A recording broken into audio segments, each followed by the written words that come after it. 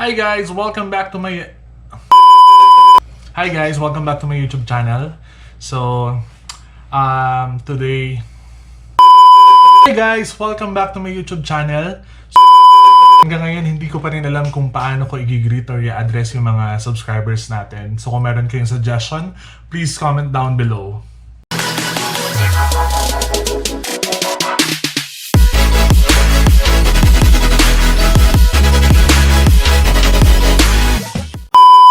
Okay, so today, excited ako na i-share sa inyo yung ways kung paano lutuin yung dish na to. Kasi hindi lahat nakakapag-perfect ng lulutuin natin for today, okay? So, this dish is actually one of my favorite.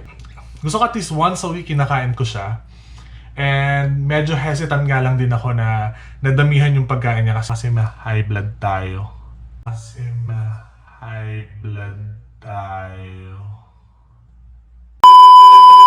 So today, ang ituturo ko sa inyo kung paano lutuin ang crispy Lechon Kawali. Kasi hindi lahat nakakapag-perfect nito, di ba?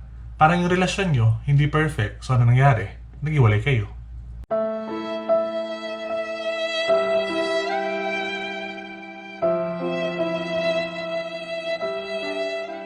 Okay guys, so ngayon gagawin na natin yung first ngayon ang gagawin natin yung first step ng pagluluto ng crispy lechon kawali. So, ang kailangan lang natin i-ready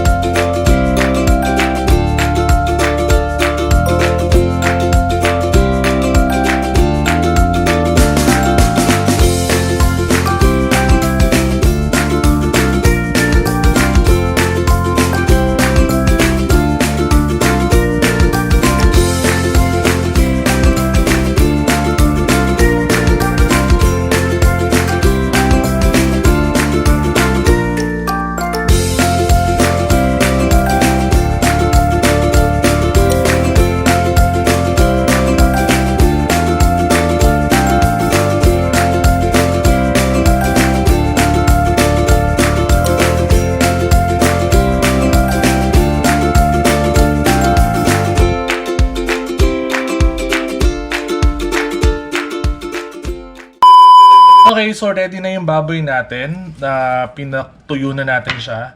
Kasi importante na kapag nagprito tayo, make sure na medyo dry yung baboy natin para ma-absorb niya perfectly yung mantika. At the same time, hindi siya masyadong magtitilansek. Okay? So, i-cut lang natin siya para kasya siya dun sa paglulutuan natin. So, medyo dinamihan ko na yung pinakuluan ko para hindi na ako magpapakuli ulit bukas since pwede naman siya i-store na lang sa ref tapos lutuin na lang siya some other day.